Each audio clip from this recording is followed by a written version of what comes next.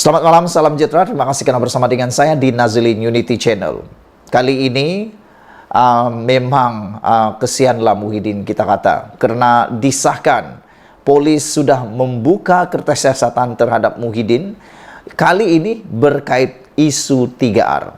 Jadi saudara-saudara sekalian, ini bukan sekadar membuatkan Muhyiddin banyak kes.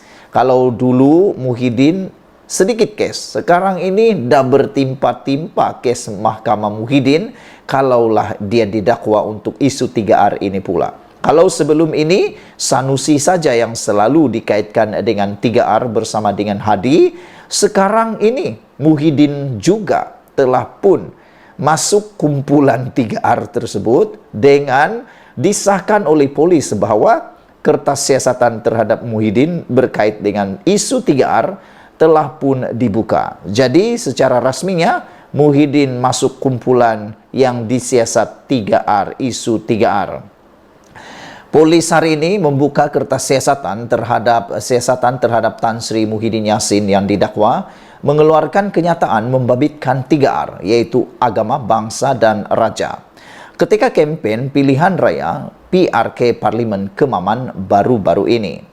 Timbalan Ketua Polis Negara Datuk Seri Ayub Khan Maidin Piche berkata, siasatan terhadap pengerusi Perikatan Nasional PN itu dilakukan mengikut Seksyen 4 dalam kurungan E Akta Kesalahan Pilihan Raya 1954 kerana mencetuskan keadaan tidak harmoni.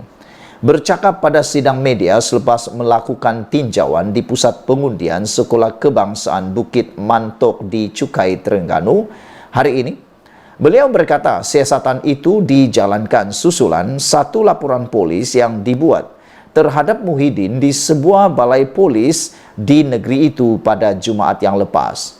Muhyiddin yang juga Presiden Parti Bersatu pada satu ceramah perdana di Cukai antara lain didakwa mengeluarkan fatwa harus untuk ahli UMNO meninggalkan parti itu dan mereka yang berbuat demikian boleh mendapat ganjaran pahala hijrah seperti zaman Rasulullah, kata laporan ini.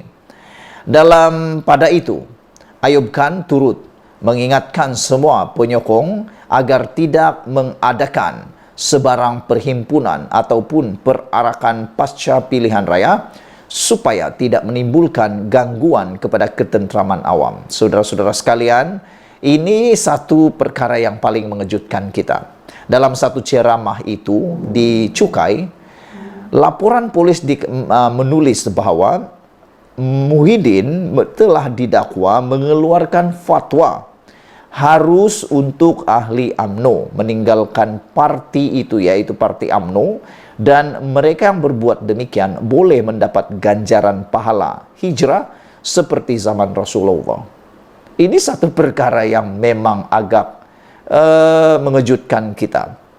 Bayangkan Muhyiddin sanggup menggunakan isu seperti ini untuk meraih undi semata-mata. Tak tahulah sejauh mana kebenaran itu, tapi bagi Anda yang mungkin mahir agama, Anda tahu kebenaran di sebalik fatwa tersebut.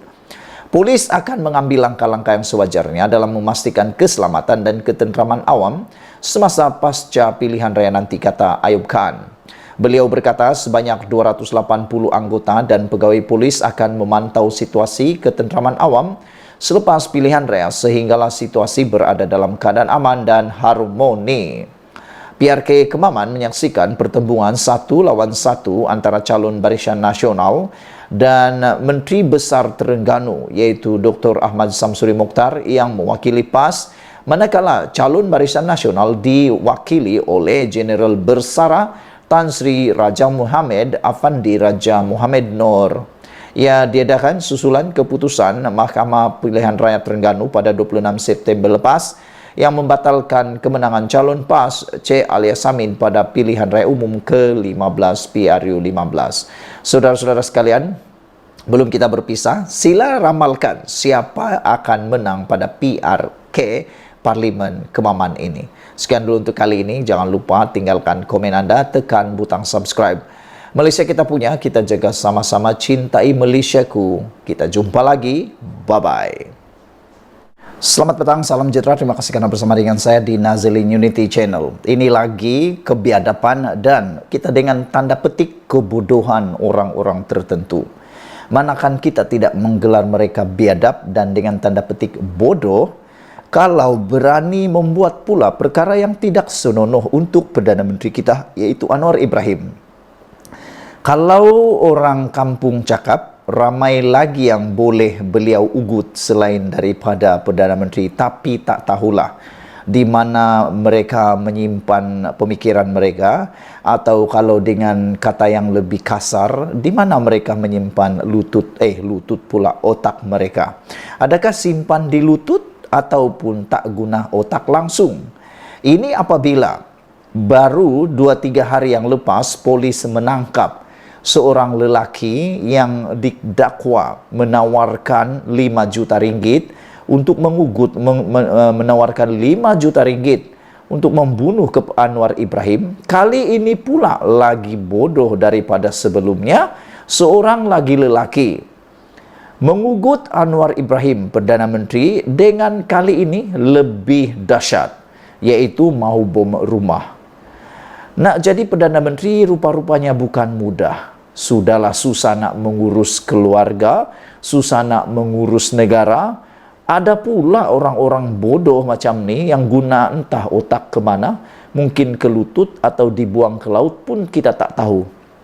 Apabila sanggup pula, berani pula mahu bom rumah Perdana Menteri kita. Pada pendapat anda sebagai rakyat Malaysia, orang-orang seperti ini nak buat macam mana? Apa hukuman yang sepatutnya diberikan kepada orang-orang seperti ini? Kita tahulah, Anda mungkin tak minat dengan Anwar Ibrahim. Bukan semua orang suka Datuk Seri Anwar Ibrahim, Perdana Menteri kita. Tapi setidak-tidaknya, kalau Anda tak suka Datuk Seri Anwar Ibrahim, janganlah membuat perkara yang tak senonoh seperti ini. Perkara yang bodoh dan biadab seperti ini. Kerana ini akan menyebabkan Anda sendiri yang akan terancam, Anda sendiri yang akan dalam bahaya. Silap-silap hari bulan, dipenjara dan didenda. Bukankah itu satu tindakan yang bodoh? Anda memperjuangkan, mungkin Anda ialah daripada parti-parti tertentu, mungkin Anda penyokong pada parti-parti tertentu, yang akan sengsara dan rugi bukan parti itu, tapi Anda sendiri yang akan rugi. Parti itu hanya senyum-senyum. Anda pula masuk penjara. Jadi fikir sebelum buat. Hari ini kita digemparkan selepas polis berjaya menahan seorang guru agama yang membuat hantaran ugutan bunuh kepada Perdana Menteri. Seorang lagi lelaki didakwa memuat naik ugutan terhadap Datuk Seri Anwar Ibrahim. Alamak, ini bahayanya. Kalau menurut laporan di Harapan Daily ini, rupa-rupanya yang mengugut Datuk Seri Anwar Ibrahim baru-baru ini dengan ugutan bunuh ialah guru agama. Pada pendapat kita, sepatutnya guru agama menunjukkan sikap yang terpuji, menunjukkan teladan yang terbaik, bukannya menunjukkan teladan yang sebodoh seperti itu. Pengguna Facebook menggunakan akaun bernama Muhammad Irfan didakwa memuat naik hantaran mahu mengebom rumah Perdana Menteri. Hantaran itu tular di media sosial dengan orang ramai menyebut mention polis Diraja Malaysia untuk diambil tindakan. Tunggu masa nak kena bom je rumah Anwar ini. Majoriti rakyat pun dah benci dengan dia. Pejuang LGBT patut mampus tulis akaun tersebut. Inilah yang kita kata perbuatan yang betul-betul tak senonoh, perbuatan yang melampau. Jadi saudara-saudara sekalian, Anda boleh merujuk kepada akaun Facebook yang bernama Muhammad Irfan yang ditulis daripada Harapan Daily ini. Saudara-saudara sekalian, bagaimanapun individu tersebut kemudian memuat naik hantaran baru mendakwa akaun miliknya digodam orang yang tidak berpuas hati terhadapnya. Beginilah yang selalu berlaku. Sudah post baru kata digodam. Sudah post baru kata digodam. Semalam seorang Ustaz Maktab Mahmud Kulim ditahan polis selepas menerima 5 laporan berhubung kenyataan fitnah dan ugutan. Kes disiasat di bawah Seksyen 507 Kanun Keseksaan untuk kesalahan menakutkan secara jenayah dengan menyembunyikan nama yang membuah hukuman penjara 2 tahun atau denda atau kedua-duanya. Jadi rupa-rupanya kemarin Ustaz ditahan polis kerana fitnah dan ugut Perdana Menteri. Sekian untuk kali ini. Jangan lupa tinggalkan komen anda pada pendapat anda. Apakah hukuman yang patut diberikan kepada lelaki yang terburu-buru itu? Sekian dulu. Malaysia kita punya. Kita jaga sama-sama. Hati-hati buat hantaran. Kita jumpa lagi. Bye-bye. Selamat pagi, salam sejahtera. Terima kasih kerana bersama dengan saya di Nazilin Unity Channel. Hari ini penentuan kepada PRK Kemaman yang amanah dijalankan hari ini. Dan mengikut ramalan daripada Nenek Kebayan. Nenek Kebayan ni adalah netizen lah sebenarnya. Kata mereka, Menteri Besar Terengganu akan kalah. Mereka menjangkakan kekalahan itu kerana ini satu-satunya pilihan raya yang mana yang melibatkan Menteri Besar sendiri. Mereka nyatakan, kenapa Menteri Besar terus menjadi calon? Tidak adakah orang lain, kata mereka. Ini menunjukkan bahawa satu indikator dapat diukur, satu dapatan boleh diramal, iaitu betapa sukarnya PRK Kemaman ini untuk Perikatan Nasional, kata mereka, sehingga panglima perang mereka yang paling besar sekali yang ada di Kemaman dipertaruhkan di Kemaman, kata mereka lagi. Selain daripada itu, ramai netizen menjangkakan Menteri Besar Terengganu itu mungkin bakal kalah kepada calon Barisan Nasional kerana mereka kata calon Barisan Nasional ini adalah calon yang datang daripada orang tempatan, anak kelahiran Kemaman sendiri, kata mereka.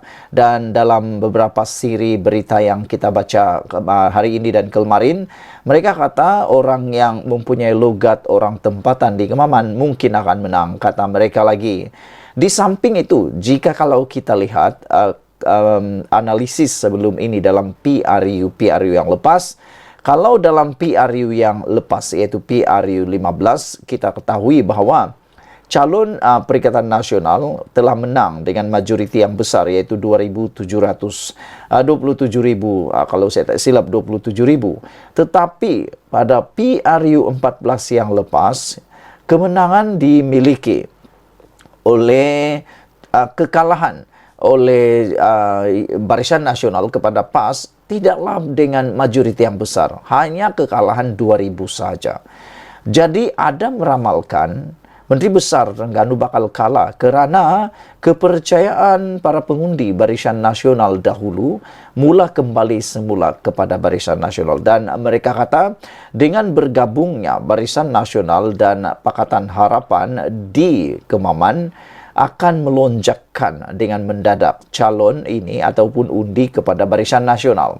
Di samping itu, ketiadaan fakta, ketiadaan isu yang boleh disorong oleh Perikatan Nasional juga boleh menjadi faktor kemenangan kepada Barisan Nasional, kata penganalisis politik. Salah satunya ialah apabila Anwar Ibrahim memberikan bayangan bahawa kalau Afendi, iaitu calon Barisan Nasional ini menang dalam PRK kali ini, maka dia boleh menjadi kabinet dan juga penghubung kepada negeri Terengganu. Bukankah itu satu keuntungan besar yang boleh mempengaruhi pengundi, kata mereka lagi. Di samping itu, calon Barisan Nasional ini juga dilihat adalah tokoh tempatan di Kemaman yang amat-amat dikenali dan berpengaruh, berjaya. Namun demikian, bagi calon Perikatan Nasional pula, hanya satu naratif yang kini dilihat menjadi pertaruhan Perikatan Nasional dalam kempen-kempen mereka, iaitu mereka mempertaruhkan kononnya Ahmad Samsuri boleh menjadi Perdana Menteri, bahkan layak jadi Perdana Menteri, termasuklah Mahathir mengatakan begitu. Tetapi netizen dan penganalisis politik menyatakan bahawa bagaimana Samsuri boleh menjadi Perdana Menteri, itu hanya boleh dicapai pada PRU 16 akan datang. Untuk mahu mencantas kerajaan pada waktu ini amatlah sukar, kata mereka, dan itu seperti amat-amat mustahil. Jadi dengan perkembangan terkini di PRK Kemaman, yaitu cuaca elok dan setakat jam 11 pagi tadi sudah 27% keluar mengundi. Ada orang kata, siapa yang akan menang kalau peratus keluar mengundi itu rendah? Diramalkan oleh para netizen bahwa sekiranya yang keluar mengundi ini sedikit, ini akan memberikan kemenangan kepada Barisan Nasional. Karena menurut mereka, para pengundi akar umbi Barisan Nasional adalah akar umbi yang amat fanatik terhadap Barisan Nasional. Jadi, kalau bilangan keluar mengundi, peratusan keluar mengundi kurang, ini memberikan kemenangan kepada Barisan Nasional. Tapi kalau keluar mengundi besar pun, itu pun memberikan kemenangan kepada Barisan Nasional, kata mereka. Apa pendapat Anda sekalian? Sila tinggalkan komen Anda, tekan butang subscribe. Kita ikuti terus ulasan selepas ini.